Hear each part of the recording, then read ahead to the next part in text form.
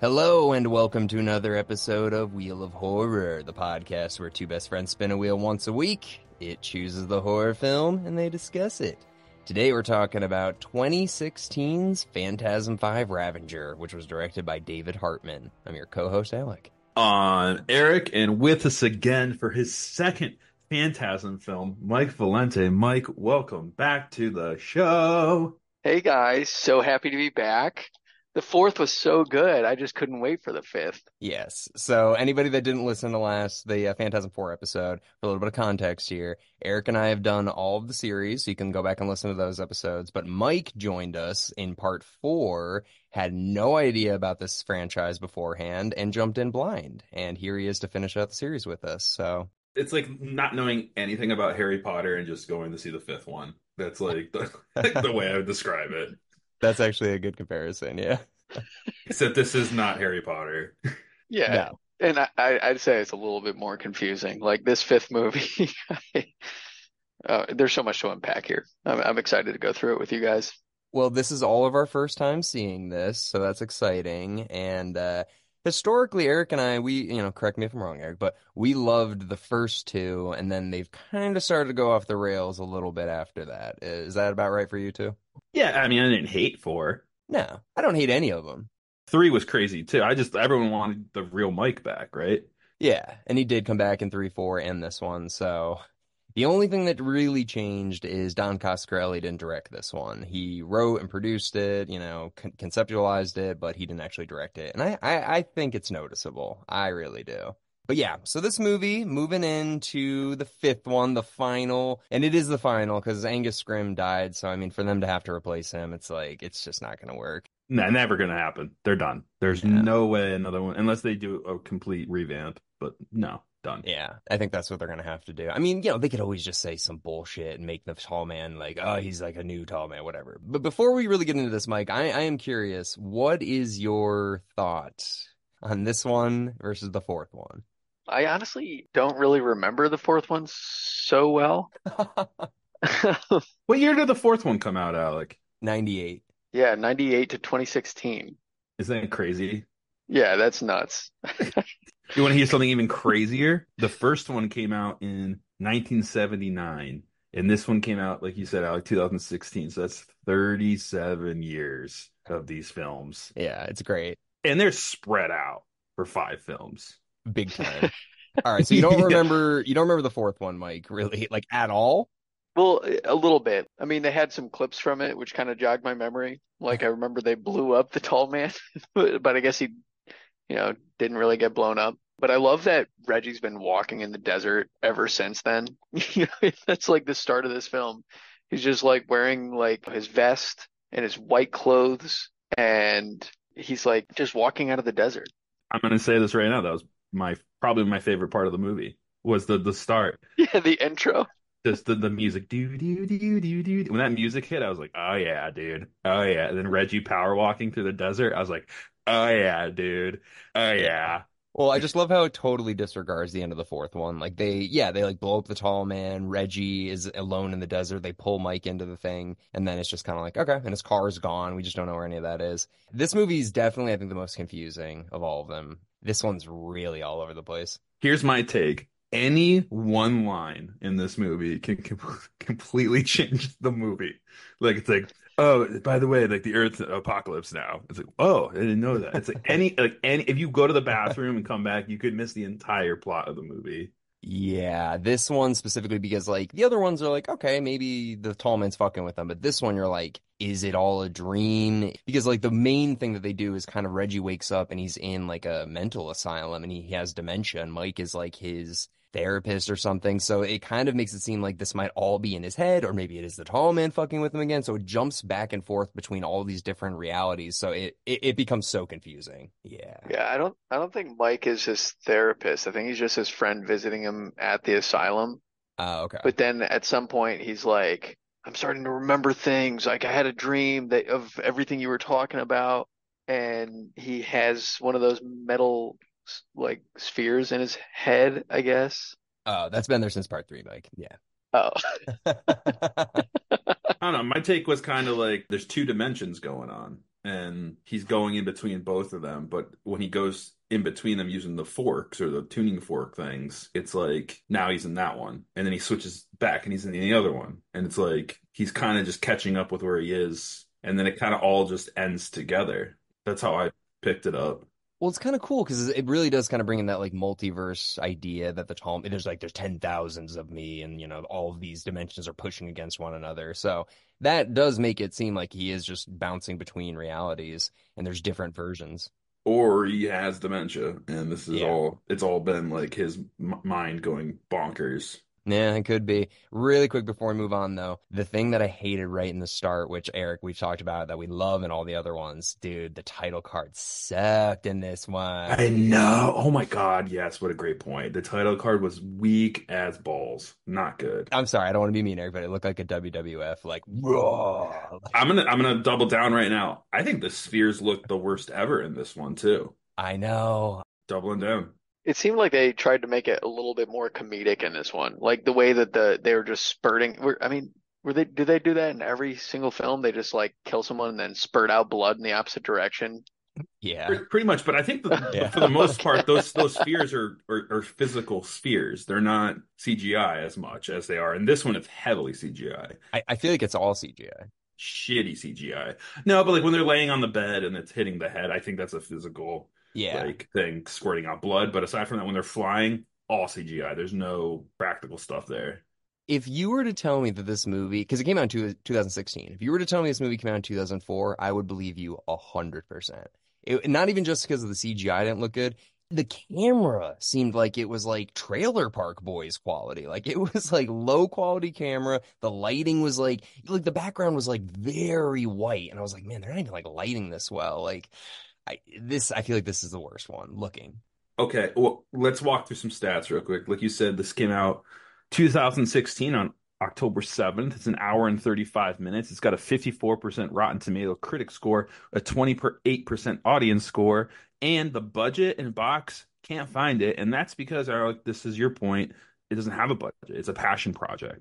People putting in their own money to make this film. Uh, And I think they probably found someone who was, or a few people that are like, hey, do you want to be involved in a Phantasm movie? And there's some animators out there, like, look at Dom. Like, there's people that would, like, if Dom got an opportunity to work on something, he'd be like, I kind of want to do this for free, even. So I think or like, give him some bones and stuff. But, like, that's what I think happened here, if I had to guess. Yeah, well, I noticed a lot of the actors, like the side characters, don't have like IMDb's or Wikipedia's. And the only guy I recognized was that Demeter guy, and he was in like The Fugitive and Cody Banks. Like I've seen him in a bunch of he was in Lost too, but he was also in Bubba Hotep, which was Don Coscarelli's other kind of big movie. So he brought a lot of those people over. Yeah, and did you see the mid-credit scene? Oh yeah, I want to save it for the end. Yeah, Oh, we'll save it for the end. yeah, yeah. Mike, did you watch the mid-credit scene after the credits started rolling? Or Um, did you immediately shut it off? no, no, no. So the credits started rolling, and then it can. Yeah, I do want to talk about that. Yeah, we'll save it. We'll save it. We'll save it. We'll save it. We'll save it. I just wanted to see if you watched it. I wasn't sure if there was going to be another because I watched it on Prime, and then it immediately went back to the fourth one. It was like, hey, or well, like this is up next, and I didn't want to click on it on purpose, and then it just stopped. And I'm like, okay, well, I don't know if there was another random like false ending in another scene somewhere. So Yeah, it's another cliffhanger. They all end, every single one of them ends, Mike, with basically like them running away from the tall man. They're like, I think we got away. And all of a sudden, like the window breaks and he's like, "Rah!" And then it's just over. Like all of them end like that. One of my other favorite parts of this movie is just picturing you watching this on like a Tuesday night and being like, "What am I doing with my life?" oh no, I loved it. I thought it was hilarious. Yeah, I yeah. actually kind of liked it. Yeah, I feel like Mike really, yeah, you said you liked Reggie last time, and I'm like, this is the Reggie movie. It's all Reggie this time. He wasn't as. I mean, yeah, he was creepy still at the first Yeah, girl. Yeah, dude. he's such like a creeper, but I don't know. I think it's so funny how like piece of shit he is secretly. Yeah, I like that he was like actually about to get laid this time, but he fell asleep. He always is about to get laid, and then this tall man screws it up. Well, I thought every girl turned him down. They do, and she kind of did too. Like his pickup line was ridiculous in this one. What did he say to her? He's just like, I've been on the road a long time, and she's like, I'm getting uncomfortable, Reggie, and he's like, no, no, no, no, no, no. I'm gonna write you a song. It's like, wait, what, Reggie? What the fuck are you talking? And then his song is like about like caressing his lover, and I'm like, you don't know her, Reggie, at all. And then he sings it again to other Dawn, who is not Dawn. I forget her name, Karen or something. Okay, wait, let's walk through the movie a little bit. Let's try to Okay, get Luck, right. good fucking luck. all right. We already talked about the very beginning, Reggie walking out of the desert. They do a big recap of the entire series, but the first thing that happens is Reggie, he sees his car, so he like Yeah. stops this guy in the middle of the road and he gets in and we find out, well, it is Reggie's car. And you're like, how did this guy get it? So he fucks with him. He's like, I have a gun in the middle. And then the guy reaches forward. He's like, oh, wait, it was here. In the glove box. Yeah. Yeah. So it's like got its couple cool moments, couple cool lines, kicks the guy out of the car, leaves him naked on the side of the road, and then the Sentinels start chasing him. We get a very bad CGI driving, Mhm. shooting montage. But he makes him take off his clothes. Like, was Yeah. that to prevent him from like shooting him or something? Or Nah, he's a creep. I guess the guy was wearing Reggie's jacket. He's like, "Oh, that's a nice jacket." oh, good point, Mike. Good catch. Yeah. I was like, Yeah. why do you go? But why do you have to go full naked? It adds to his creepiness. He's just like, let's take off them boobies. All right, I'll take the jacket off. No, take everything off. It's like, come on, man. I don't have sunscreen. It's the desert. Like, It's also like I love it. It's supposed to be Oregon too. Like that's the other thing. And like we drove through Oregon. I don't remember seeing that at all. I think they filmed this in southern Los Angeles, Southern California is where I heard they filmed most of this. Yeah, I liked Oregon. Oregon was pretty. And it takes place in Oregon. Like they all do. And you even the license plate still says Oregon, but yeah, I don't know where they're supposed to be because I'm like, that desert is not Oregon. But okay, so then after that, he steals a car, goes for a ride, kills some sentinels, and then he wakes up in the asylum and Mike is there and he tells me he has dementia. And he's like, it's the tall man. He's crazy. It's not me. You know, he's the tall man.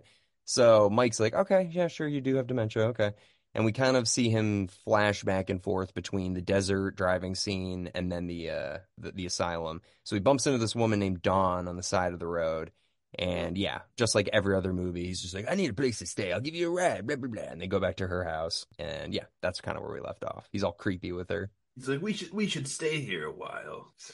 It's crazy, this movie. Yeah, and then Dawn gets killed, like in Yeah. her sleep or something. He like walks in on her getting killed.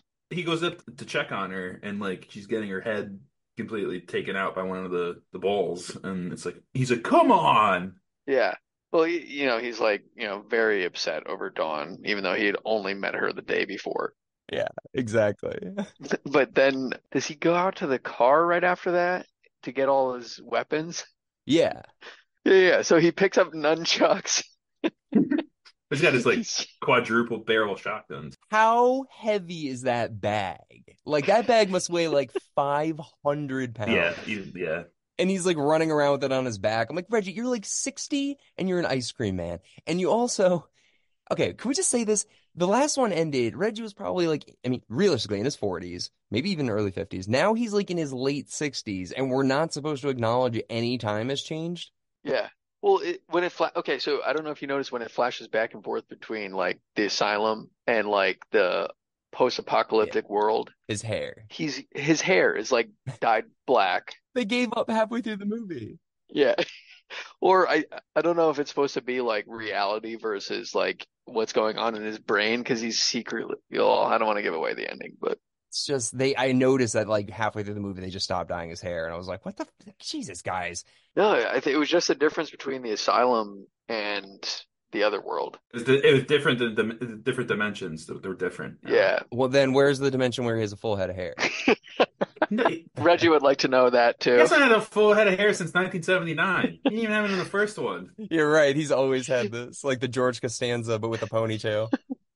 Real quick, my other favorite parts is like the tall man's taking everything from me, my brother, my job, and it's just him driving the ice cream truck. I think I giggled my ass off so hard when I saw that.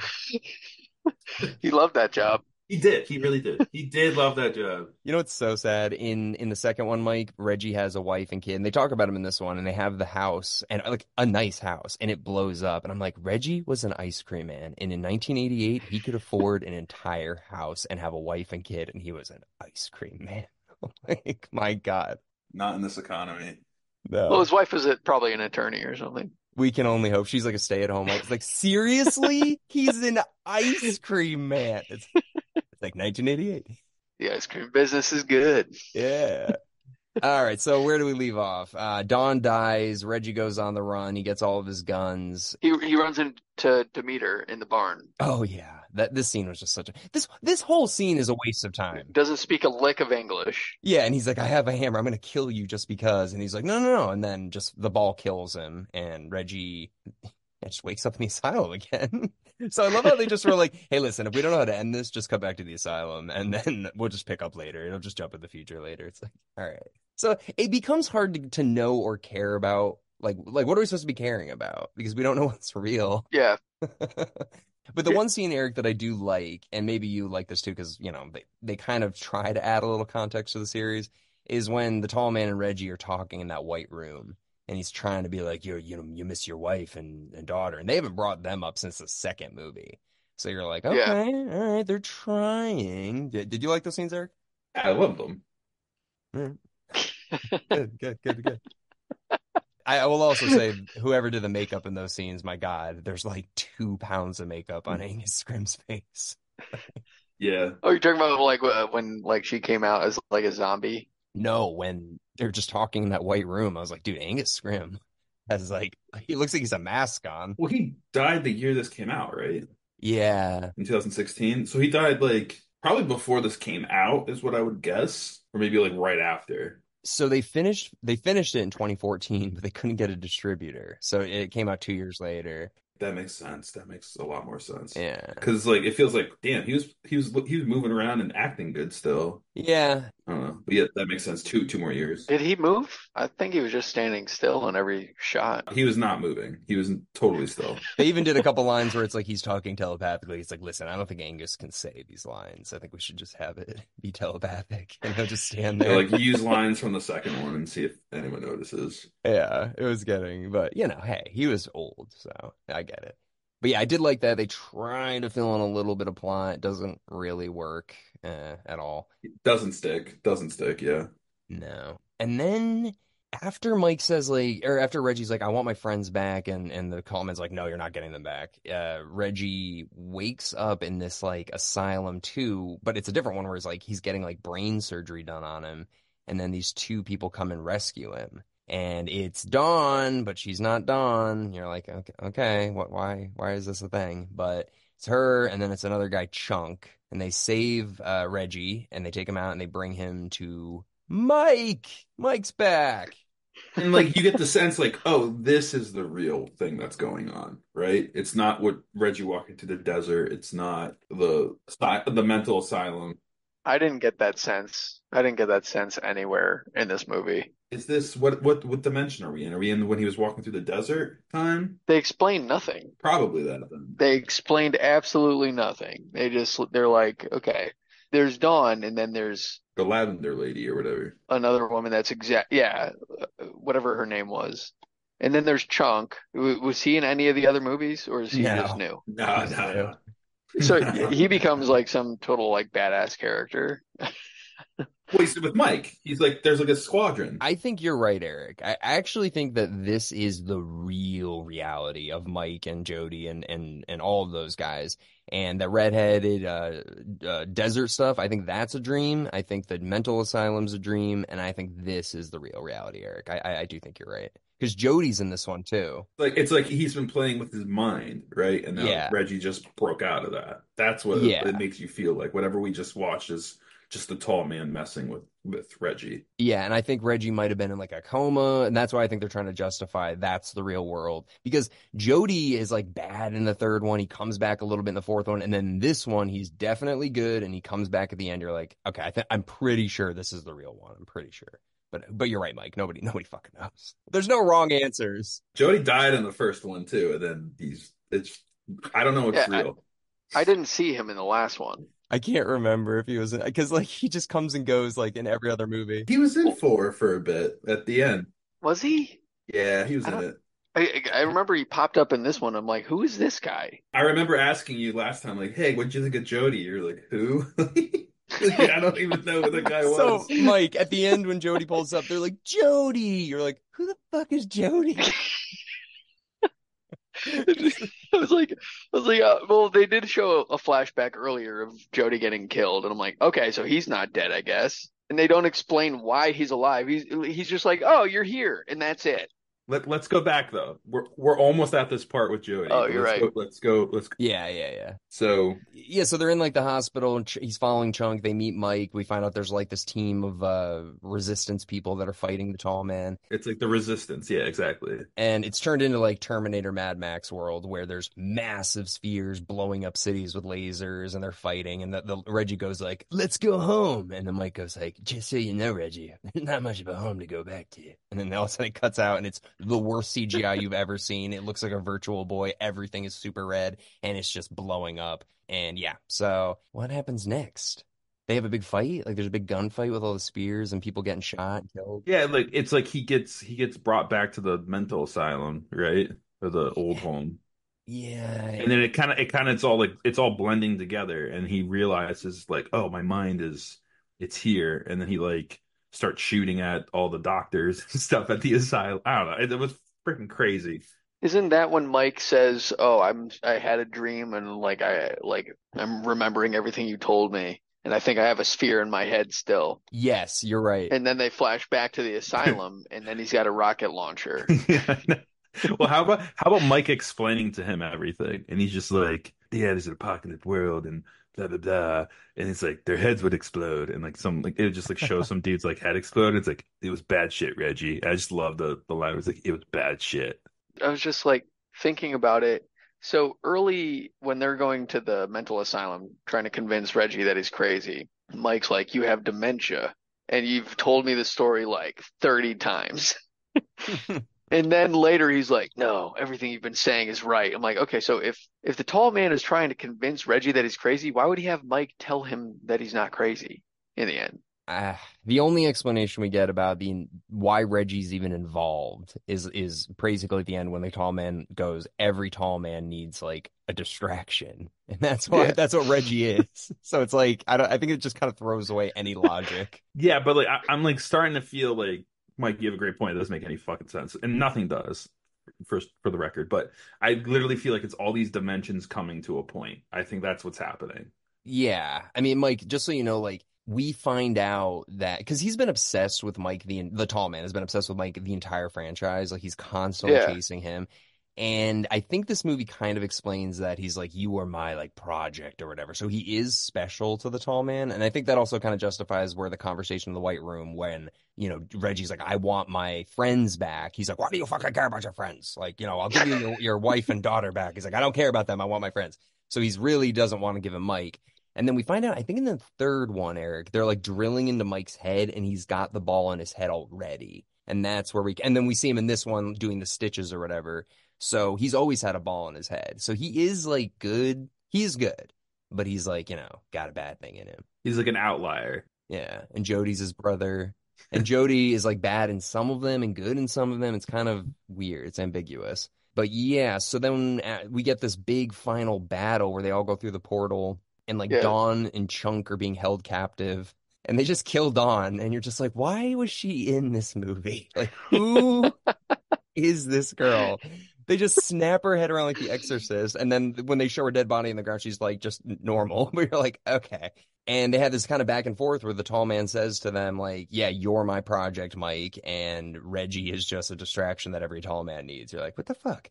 So Chunk is like, I got this, boys.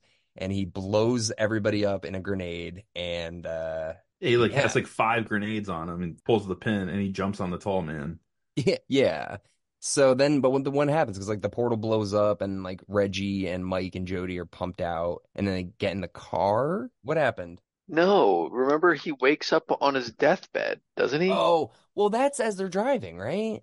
Oh, yeah, that's right. They get in the car. Jody picks them up, and they're like, Jody. Oh, okay. No explanation needed. That's exactly all the dimensions coming together. And then Reggie falls asleep in the back. He's dying.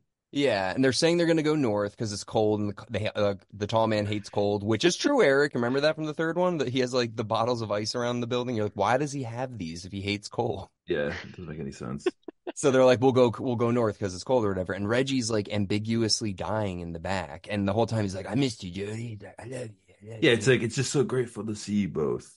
Like that's what he Yeah. says, and it's like, oh, and but like that's what's great about these movies is like you're at least 45 watching this movie and has seen the first one. So like these movies have been a part of your entire lifetime. It's movies are 37 years from the first to this one. So that scene might make the room really dusty for some people. I'm sorry. It does, you know what it does though, Eric, because we never do meet Jody or Reggie's wife and kid, and it does make you seem like the power of friendship. It's like these are the characters we care about. We want them together, and they care about each other. And even Reggie says a line when the tall man's like, "Why do you want your friends?" He's like, "You could never understand." And it's like, oh, Reggie loves these guys. Yeah. But it also makes you ask the question, like, is this just a dementia patient's brain? Like Right. going, and there's like stuff firing off the forks, the tuning forks, the balls, or is that like the chemicals in the brain? You never know what the hell this movie is. But they show that as they're driving away, like, they're heading north. It's Jody, Reggie, and Mike. They're in the Hmm. car. And then it goes to what Mike was just talking about. It's like Yeah. it's Reggie's deathbed. And Jody and Mike or Jody and, yeah, Mike are sitting there and they're holding him as he dies.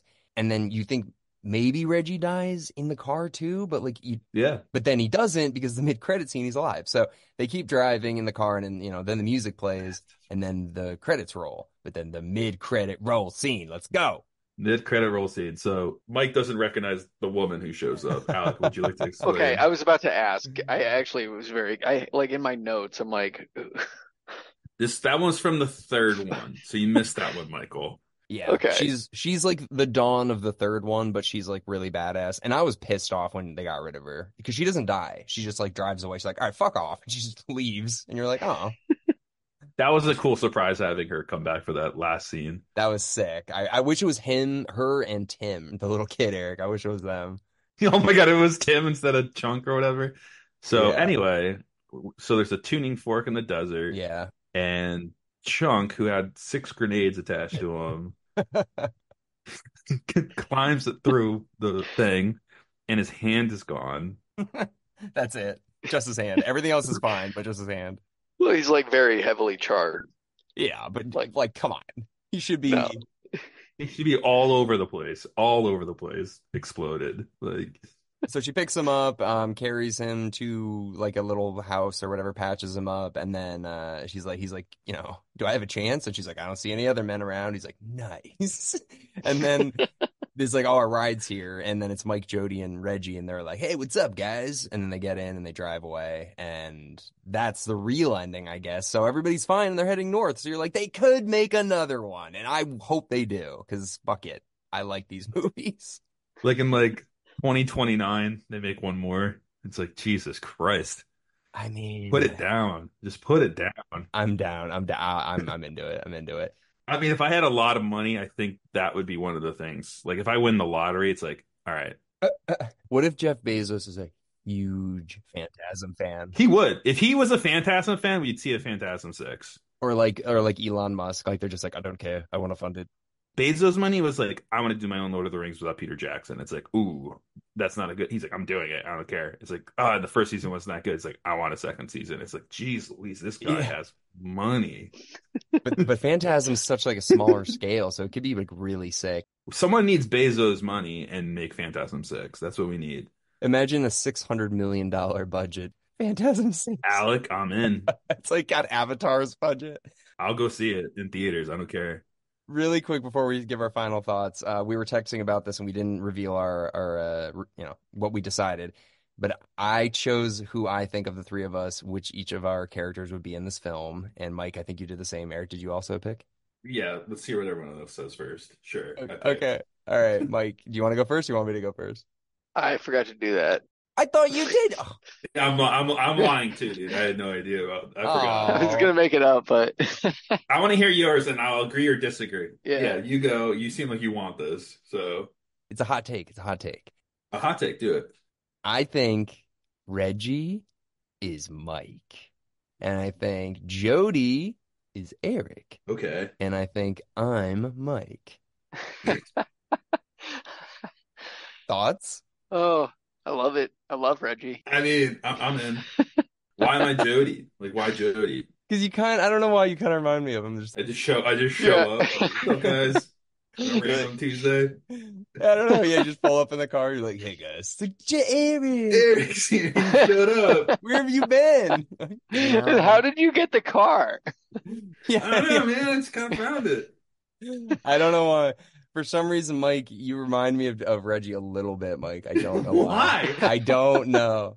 The loyalty, The loyalty. like the friendship loyalty. He's like, that's Okay. my friends. I don't care about anything. I'll fucking kill people. He loves ice cream. Mike, you love ice cream. Mike? You do love ice cream. I do love ice cream. I'm lactose intolerant and I still love it. Another thing that reminds me of Mike is like someone handing Mike like a shotgun. It's like there's also a backup shotgun, and Mike's like, "Wait, what if I tape them together and make a big shotgun?" Oh my God. That's another thing I could see Mike doing, and it just backfiring terribly. I actually love that weapon. There's no way the recoil on that would just knock you out. Like that's insane. Yeah. No, I'm an ice cream man. Ice cream strength. Ice cream. Yeah, a lot of protein in ice cream. All right. Well, overall, I mean, to me, I think this is the weakest one. I didn't hate it, but I think it's of the four. It's my least favorite. But Erik, what do you think? I just think it's really cool. 37 years. Not a lot of movies can say that. So it's kind of bittersweet that this is our last Phantasm movie I know. until they make another one. Unlikely, but I hope they do. But so, Mike, did you like this one more than the fourth one then? Of the two that I saw, this is definitely my second favorite. So, You're like, I barely remember the fourth one. I do remember liking the fourth one more, though. Yeah. This one is better than this one. I just felt like they couldn't decide on what the ending should be, so they're like, we're just not going to really tell anyone anything, and we're just going to like keep going back and forth between all these realities, and then never give any solid information on anything. Like 6 different movies going on. Let's just say they're different dimensions. Have a ball. Yeah. Yeah. And it's still pretty short. So you're like, they're like 4 short films stitched together, kind of. Yeah. Yeah. You know, it doesn't go out with a bang, but it definitely goes out with potential for a sequel or reboot, whatever. And I'm totally on board. If I ever hear they're doing Phantasm 6 or a Phantasm remake, I am in. So we'll see what happens. Yeah, me too. I'm in for the podcast. Alec, why would you be Mike? Why would you be Mike out of the bunch? I don't know. Because it's like I kind of hurt my head with a ball. Yeah, that happened to me. Just the way how he explains things to stuff people, I think is a good way to say you're like him. Maybe that, but I also think like it was just like elimination. Like I'm like, I don't see myself as Reggie or Jody. I was like, I like it's like a default. What about Chunk? Who would be Chunk? Not Chunk. No offense to Chunk. Not that fucking Chunk. All right, really quick before we wrap up, we've known Mike since he was like 5 years old, and Mike's got some big news that we want to record here on the podcast so that we can listen back to in 30 years and be like, hey. So, Mike, what's your news? Well, I am getting married and I'm having a son, and I'm going to name him Reggie. Oh my God, I hope that's fucking true. Reggie Valente. No, it's not true. But I kind of, we'll see what Samantha thinks. Just meet Reggie Jody Valente, everybody. And you're Mike. So it's like, oh my God, Mike, please. Reggie Jody Silverball Valente. This movie has changed my life, and I will raise my son accordingly. Will you show your son Phantasm 1? Mike hasn't even seen Phantasm 1. No, we're going to start with 4, just the way I did. Just how I was raised. Star Wars it. Yeah, start with 4. Oh, yeah, exactly, like Star Wars, exactly.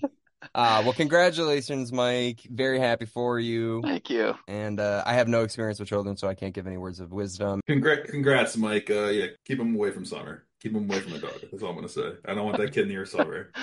Oh, thanks, man. I'm kidding. God. I can't wait to meet the little guy. 2 strange uncles to meet. Uncle Erik and Uncle Alec. That's us. But Mike, congrats. Oh fuck, we gotta spin the wheel. Isn't on one left? No, I don't know. I'm pulling it up. Sorry. Spinning.